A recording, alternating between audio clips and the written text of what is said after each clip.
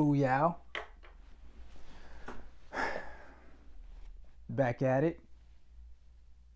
Back at it again. And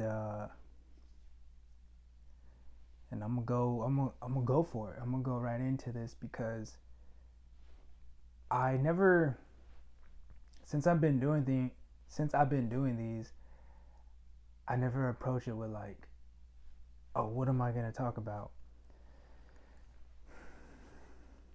And don't like plan what I'm gonna say, but I just approach it like Lord, like whatever you whatever you want me to speak on, like I'm open to it. Um,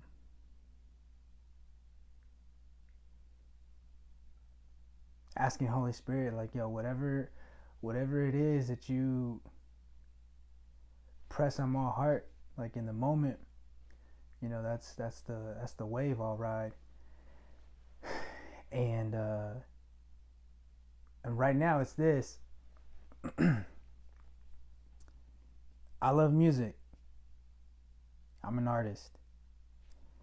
I love all types of different genres.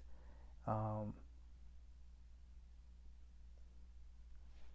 I mean, when I say all, like I have um, I have a wide range when it comes to the selection, the catalog of music I can vibe with. Like I'm talking, as far I'm talking one end of the spectrum, uh, classical music. You know, yeah, classical music stuff from like Bach, Beethoven. Um, there's a violinist that I can't remember their name, but I love listening to them. And I guess if you were to call it like polar opposite ends, but like there's some rock, some like heavy rock type stuff. And in there's jazz, there's Afro music, there's hip hop. Um, I love like bluegrass and um, kind of just like that storytelling. Like there's this one song. Oh, what is her name? I can't remember her name. It's this girl playing a banjo, and there's a song, East Virginia. Oh my gosh, I love that song. Country, and it's weird because I never used to. When I was younger, I didn't like country music. Um, Country music is a fairly new uh, type of music that I get down with, and so I open up with that. I say all that because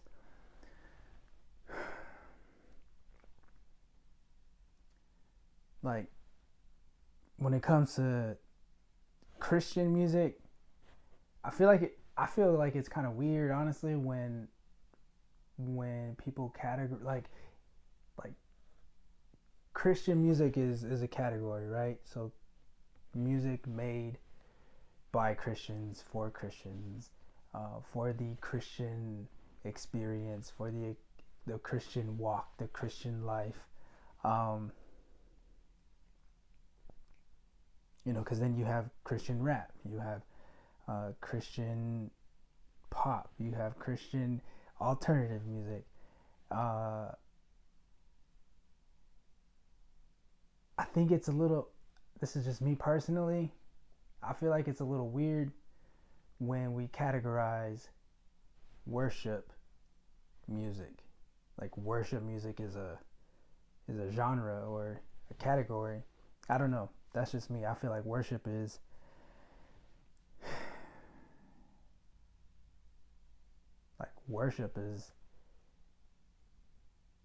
is what I like. I don't go into my time with the Lord like in the mornings and say like, oh, let me put on some worship music. I just put on worship. I just put on music that's gonna, uh, I guess, set the tone, set the mood. I don't know, like help the atmosphere of like me going into prayer or um, just going before the Lord to worship Him. Like worship is what I do. Worship is my response to like who He is. Excuse me. And yeah. So anyhow, music. Being an artist, I love music. I love it all. And I say so that's all the intro to me saying I discovered this new artist. I believe he pronounces it Sunday. Sunday. But it's not spelled like the day of the week. Sondae. And there's this one song on there that just rocked me yesterday. Yesterday was my first time hearing this song, and when I heard it, I was like, yo, where have I been? Like, I slept on this dude. I slept on this song, and I think it came out last year. A song called Deeper. The song is simple. Like, the song, it's got like one verse, like the beginning, the intro verse, and then I guess you call it like a pre-chorus and a chorus, and then it repeats the pre-chorus and then goes into the chorus again, and that's it. And I just wanted it to keep going. I put it on repeat. I played it like maybe 10 times in a row. I don't know, maybe not that many, but I played it a lot. And like the first time it hit me, like it hit me, and I made that, that stank face. That face is like, like what? Where have I been? Like, where has this song been? Why am I just now hearing this song today for the first time? So that was like my first reaction. My first response was just that.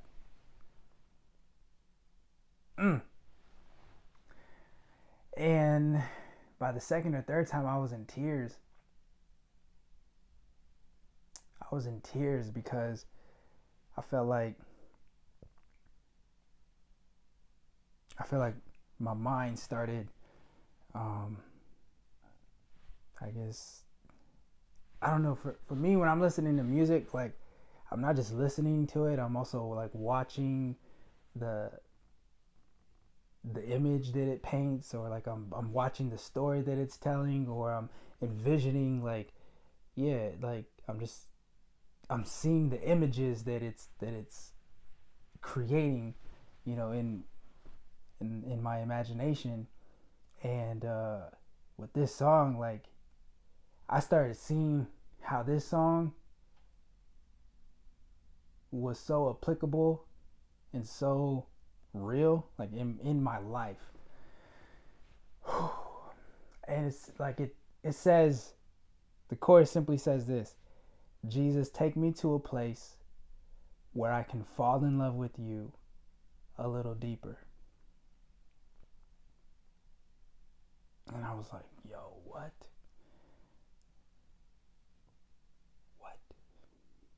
Because I feel like that's a crazy thing to ask. Like, it sounds like a crazy thing to ask, or like a lofty thing to ask, but I feel like that's a genuine thing to ask of the Lord when you truly worship Him. When you are truly, like, when you are a true worshiper. When Jesus told the woman at the well, like it won't matter where you go, like, to worship God is like to worship Him in spirit and in truth. And so saying to the Lord, like, Jesus, take me to a place where I can fall in love with you a little deeper.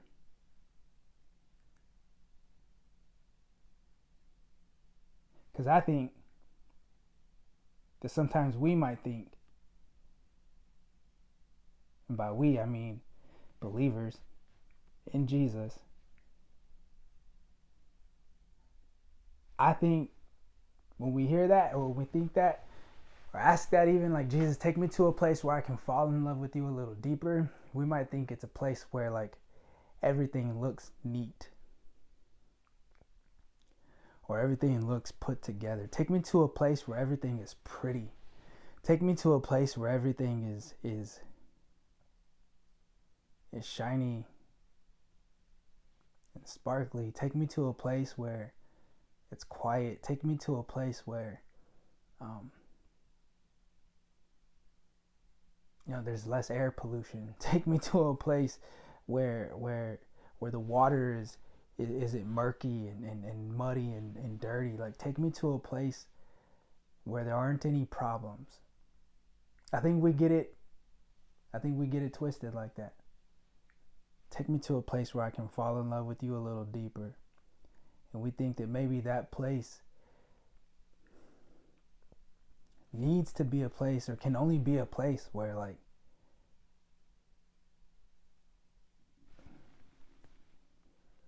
where it looks and sounds and feels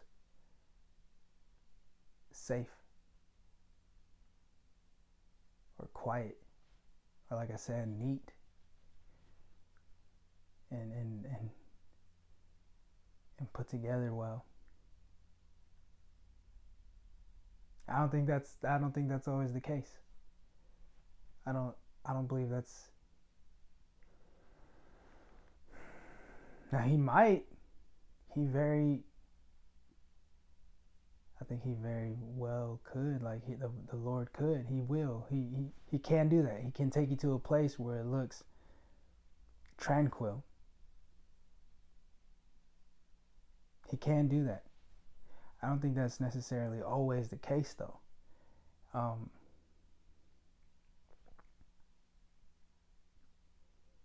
mean, I just think about like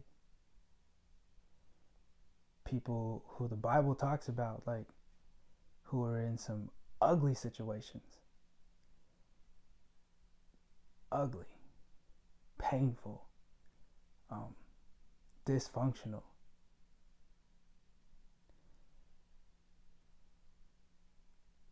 Broken, dark places.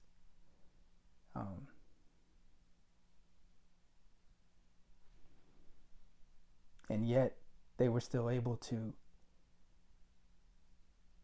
fall in love with the Lord even more. They were able to fall in love with the Lord more even there, in those places. I read this book when I was away. I read a total of 29 books. I don't know if I mentioned that before. When I was away, I read a book. I think it was called like Spiritual Warfare, or something having to do with spiritual warfare. And there's this dope story about two painters. There was a competition, a painting competition, and the prompt, or the task, or the goal, they asked all the painters a question. I can't remember how many started off in the competition, but by the last two, the prompt was paint a picture of peace. Paint a picture. I think it was like either a place of peace or a picture of peace. Like, paint something that embodies, captures the essence of peace. And so one painter painted this like real beautiful like woodland kind of painting, where there were trees and there was green grass and there were butterflies and there was like a pond, or like some water that was, just really beautiful, and then there's sun and maybe a few clouds in the sky or some birds in the sky. Just like real, yeah, just like real tranquil, like Bob Ross type of painting. Nothing too wild about it, even though those were his famous words. Let's get wild. Let's get wild. And so that was one painter's interpretation of it, and then there was the other painter. It was a scene of like real violent water. Like it was like I don't know what you call it, kind of like a beach area, but it's like it was those areas where like there were a lot of rocks, and so there were rocks, and there were like, you know, waves crashing against it real violently. There was a lot of like white splashing. It was dark. You know, there were clouds. There were some lightning in the back, some lightning strikes. You couldn't see the sky. Um, just real, yeah, violent, wavy, turbulent um, water. And then somewhere like on the corner of the painting, towards the lower part of it, there was a bird. There was a bird just kind of chilling on a rock, and it was just singing. Like its beak was open, and it was just singing.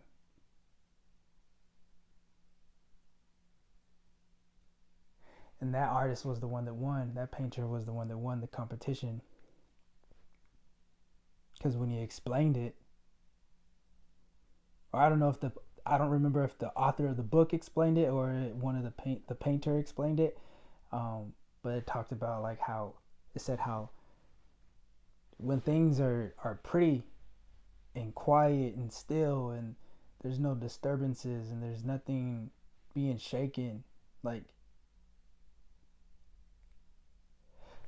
that's when it makes sense to have peace.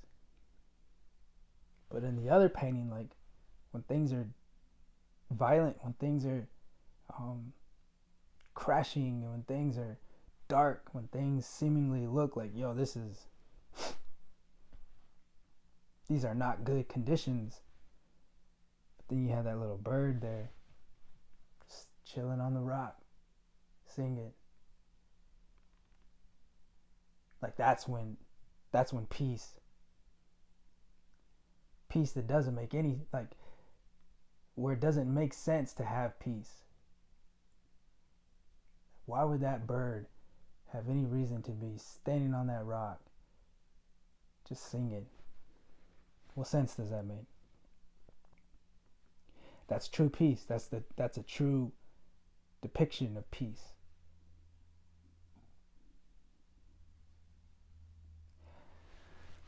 So hearing that song and like singing that song and really like listening and then like watching that song come to life on the inside of me, it was like, Jesus, take me to a place where I can fall in love with you a little deeper.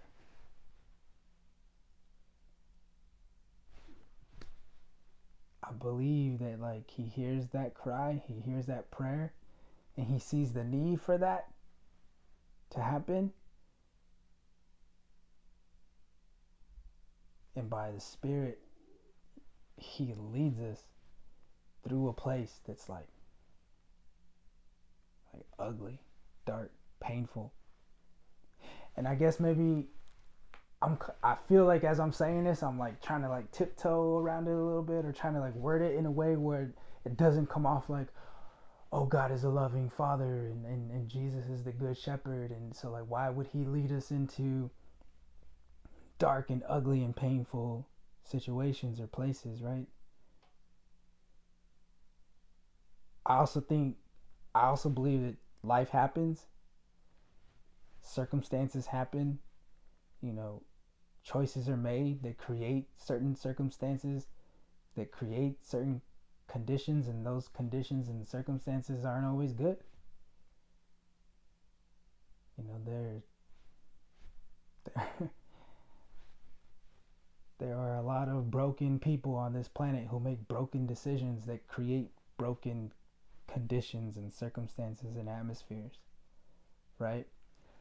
And I also know that the Bible tells me that after Jesus fasted, or no, after Jesus was baptized,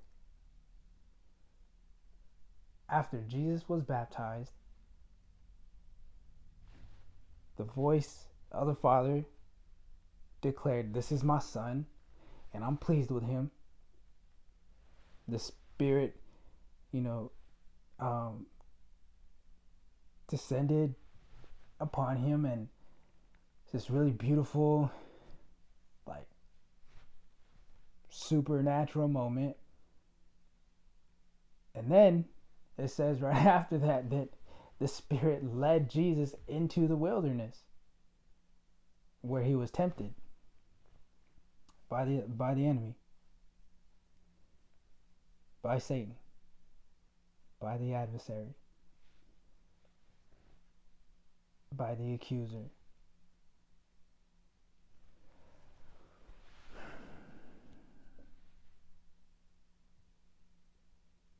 So I also believe that by the Spirit of God, like, we are led into dark places. We are led into wilderness situations where we get tested. We get pruned. We get the chance, we get the opportunity to see if our devotion to God, if our communion with God, if our relationship with God is going to grow deeper. Is it going to grow stronger? Is it going to grow? Are we going to be, are we going to take the opportunity to allow it to ground us and root us deeper into his love, into his word, into his presence, into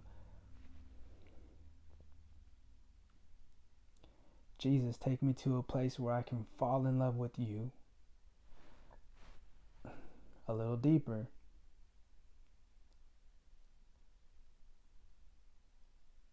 Because if it's truly him that we want to fall in love with, and not the glittery things, not the look good things, not the feel good things, not the attention grabbing things, not the attractive things, if it's truly him that we want to fall in love with, then I feel like he's like, okay, cool. If that's truly the intention and the condition and the position of your heart, if you truly want to fall in love, I'm thinking this is him saying it. If you truly want to fall in love with me a little deeper,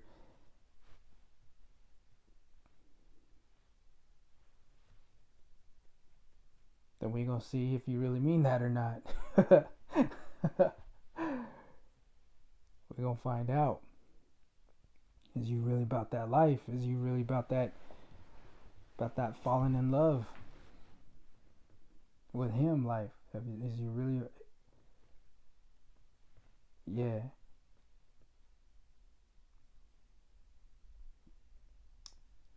Yep. All right. I had to check in with my heart for a second to make sure that to make sure that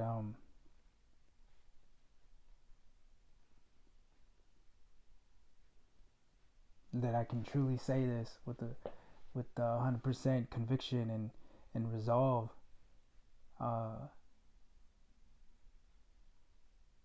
Because I just read, and I'm about to pull it. I'm about to pull it out because I just read this earlier this week. I think it was earlier this week. Maybe it was. Nah, it was this week. I thought it was late last week. In Jeremiah chapter 2. It's wild how, like, you read something sometimes. I don't know. Maybe this just happens to me. Because I ain't no Bible scholar. I'm not no,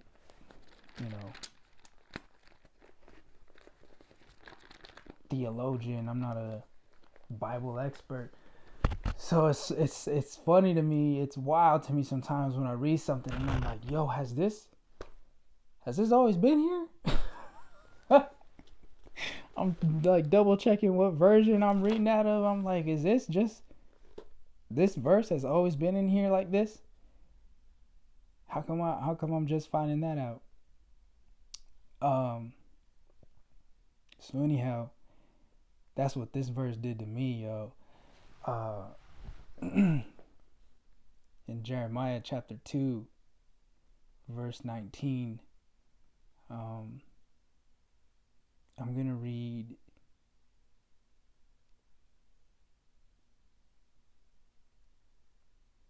I'll just read the whole verse. I didn't know if I was going to read just the latter half of it, but Jeremiah chapter 2, verse 19 says, "Your wickedness will punish you. Your backsliding will rebuke you." And then this part.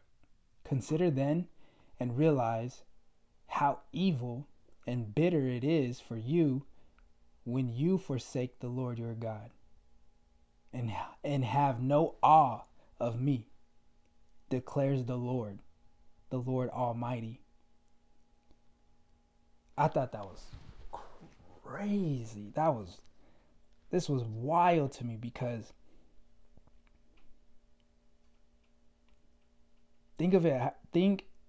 consider and then realize, I just gotta say it again. Consider then and realize how evil and bitter it is for you when you forsake the Lord your God and have no awe of me, declares the Lord Almighty. I read that. I drew a little red box around it. I highlighted it because I was like, yo, Lord. I was like, Lord, I don't ever want to get to a place where I have no awe of you.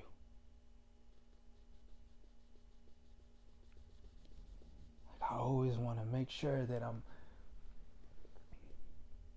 constantly in a place of awe, just to be able to just marvel over him and just be captivated by the beauty of his majesty and undone by the glow of his glory and just the I don't even have words to even like try to put it into a description because it's ineffable. Like trying to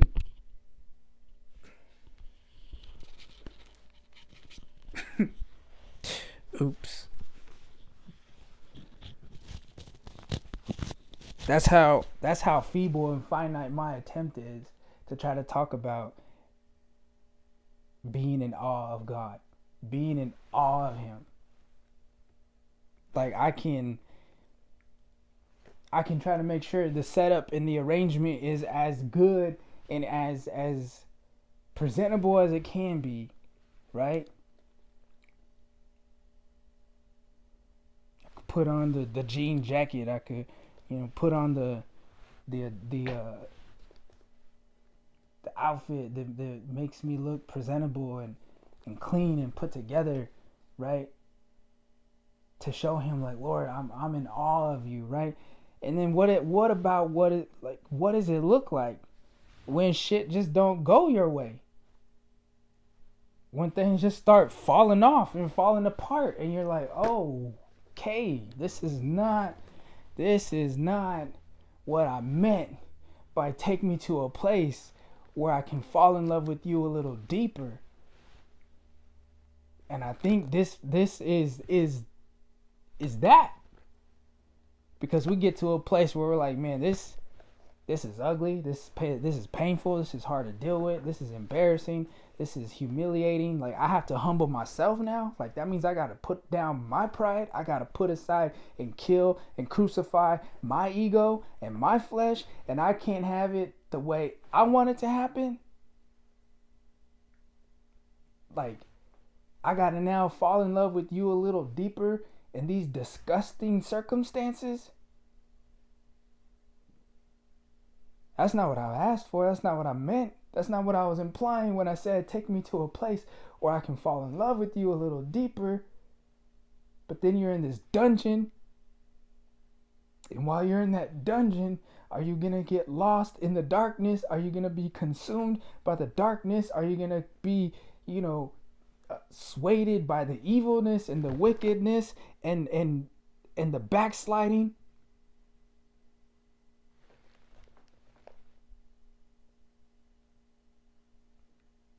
Are you going to get bitter? Are you going to complain?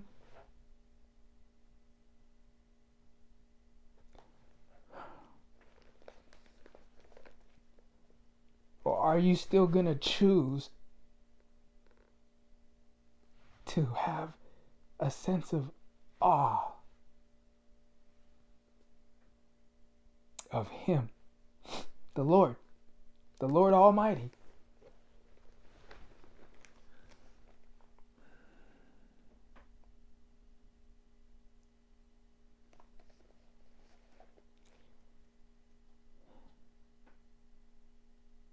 And I think that's a matter of focus. Simply.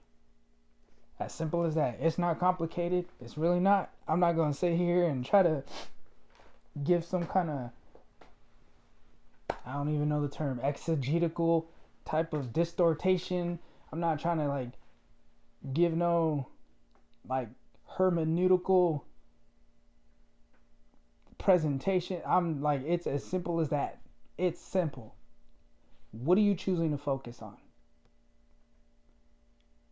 What are you choosing to focus on? What are you choosing to gaze into? What are you choosing to be in awe of? It's simply a choice. It's simply a shift of focus.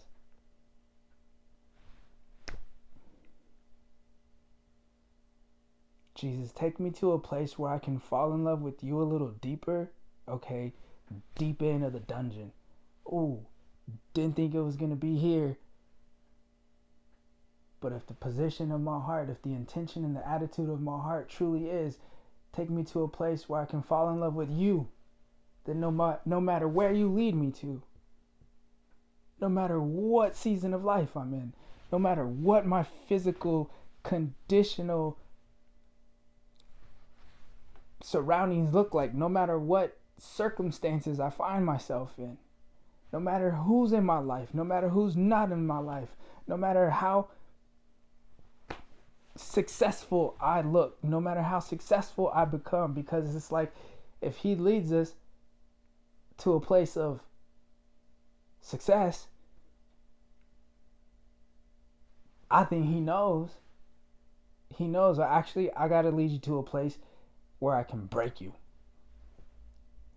Because if I lead you to a place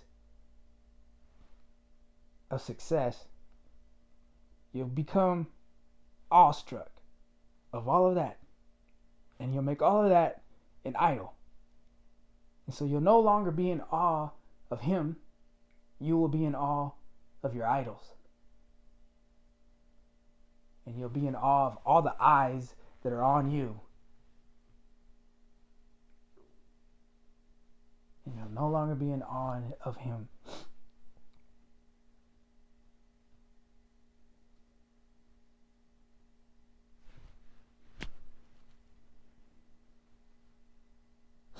So I think that's it.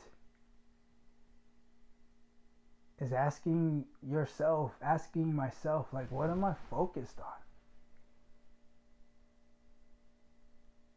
What am I choosing to be in awe of? Who am I choosing to be in awe of?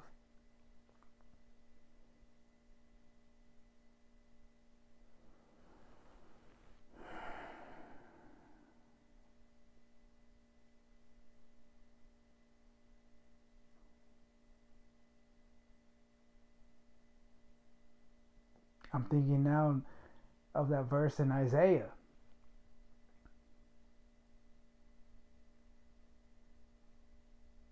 Isaiah chapter 6, I believe, when he said, in the year King Uzziah died, I saw also the Lord.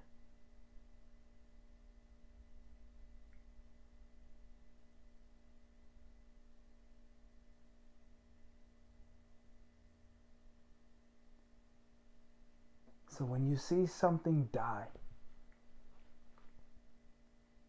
maybe it's not a physical death of a person.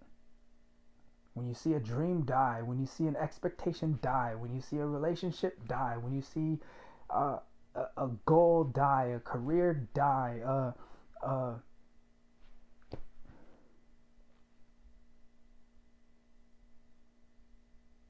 an opportunity die,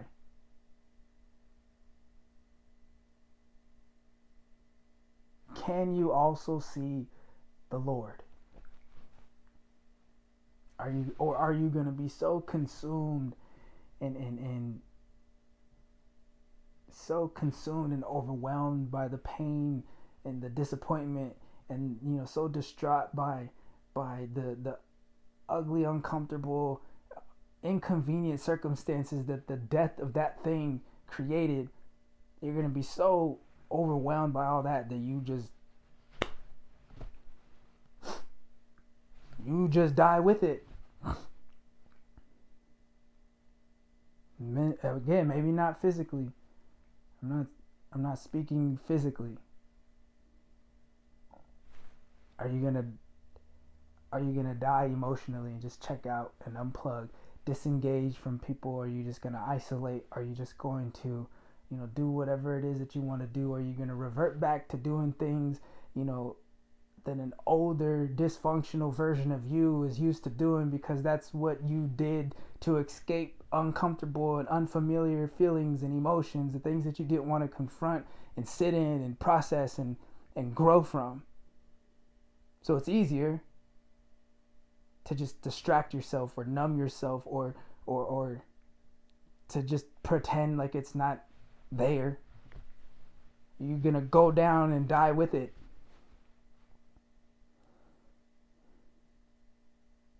Or are you going to simply shift your focus? Are you going to shift your attitude? Are you going to shift and see things from a different perspective and see also the Lord? Because that's what has to happen, is you have to shift your focus. You have to look. The Bible says that He is the rewarder of those who diligently seek Him. It is impossible to please Him without faith. So first you have to believe that He is who He says He is. You first have to believe that He is a way maker, that He is a redeemer, that He is the resurrection, that He is the life, that He is the way, that He is the truth. He is exactly who He says He is.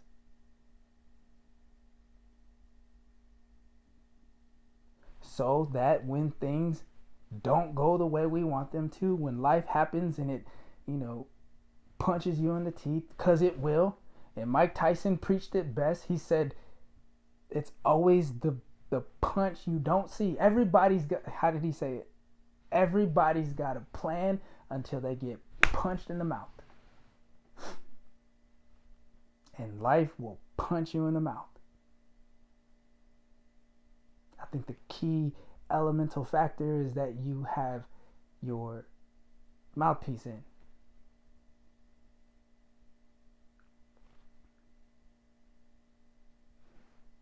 Mouthpiece. The Word of God. In your mouth. In your heart.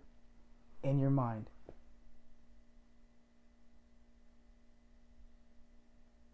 When life punches you in the mouth,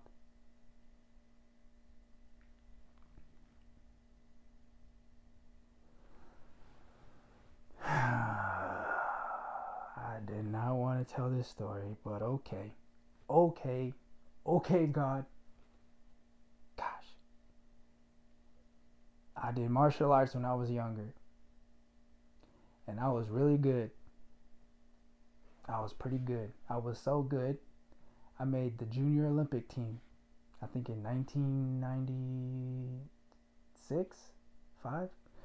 Somewhere in there. 95, 96, 97. I don't remember. Junior Olympic team. Prior to that, I was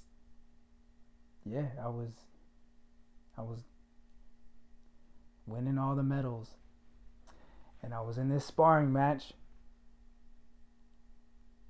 And for the first time ever in my in my little martial arts career, I seen all the Bruce Lee movies. I seen all the Jean-Claude Van Damme movies. I seen all the old school kung fu movies that were, the dialogue was dubbed over. I seen all the movies. I knew, them cats was getting hit. One of the first Van Damme movies that I remember like crying. One, I think I was too young to have even watched this movie. Was Lionheart. I was watching Lionheart, and there's the last fight scene in there. He was losing. He was getting his ass beat by this big old dude. I don't remember where he was from, what country he was from. He was getting tore up, and he was just down on the ground. He was crawling over to his corner.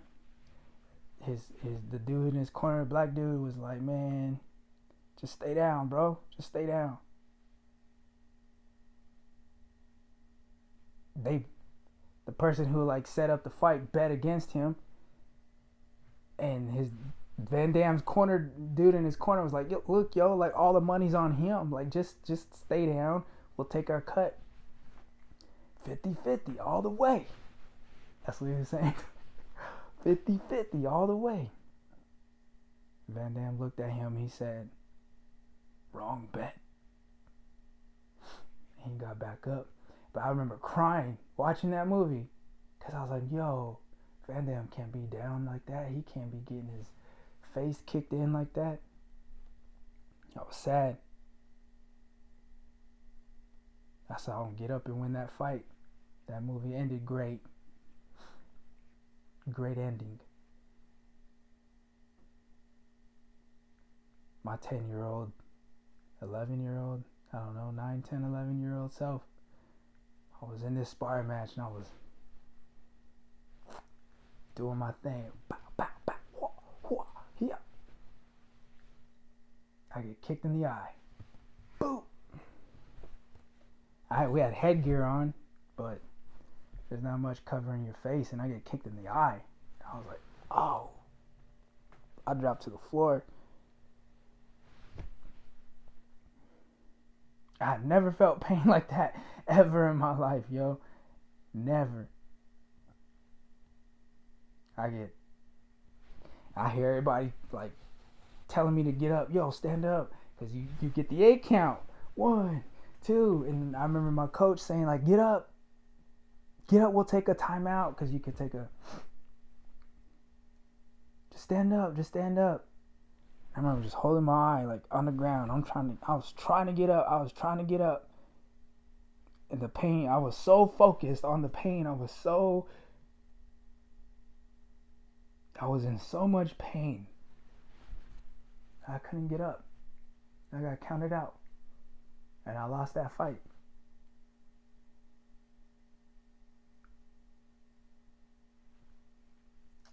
I just remember being embarrassed.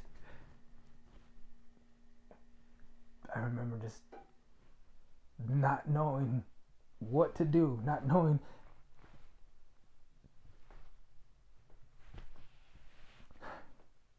my little man mind was like, yo, I'm not a winner anymore. I'm not good anymore. I'm not.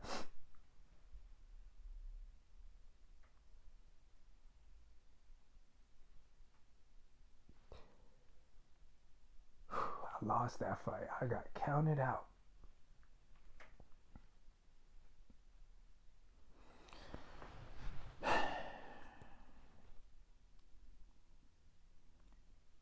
I never got counted out again.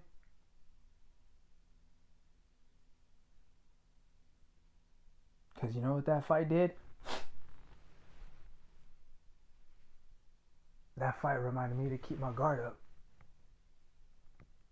That fight reminded me to keep my hands up. Whether I'm giving it, whether I'm on the offense or defense, my hands are up.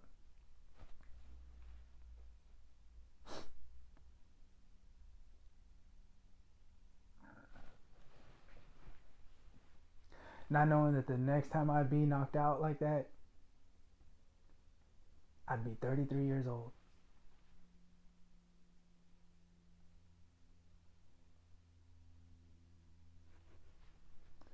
33 years old. And I didn't get knocked out from getting kicked in the eye. I got knocked out by my own dysfunctional, toxic, broken decision making. And I made a decision. I made a choice. I decided after the consequences, after accepting and realizing and recalibrating and being like, oh, okay,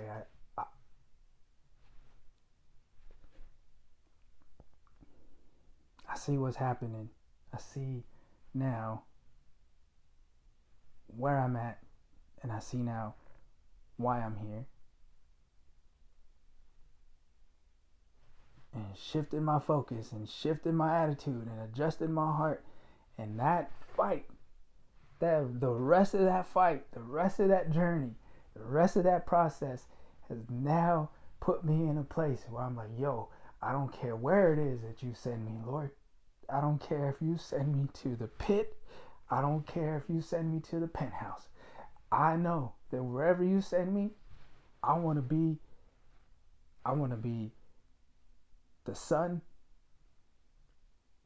I want to be the person. I want to be the servant. I want to be the man.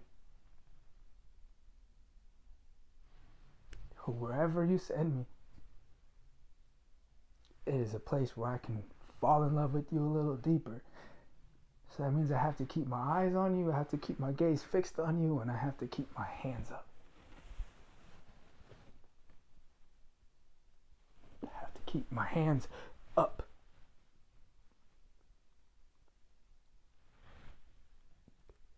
So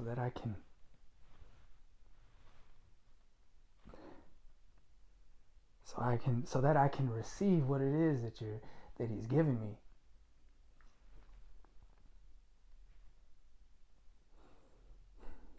Through whatever he's sending me through.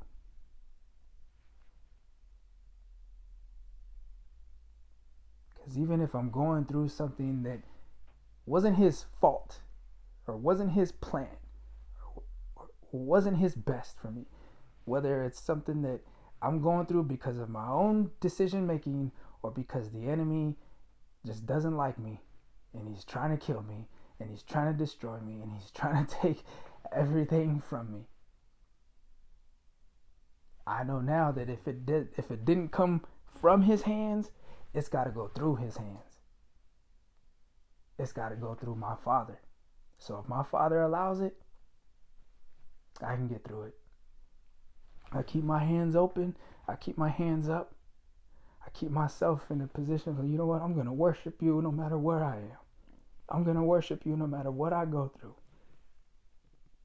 And remind myself that he is good.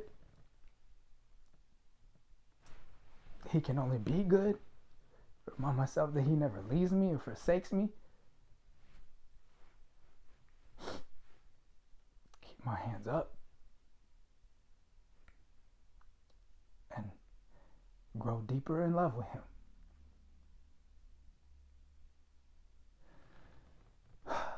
Jesus, take me to a place where I can fall in love with you a little deeper.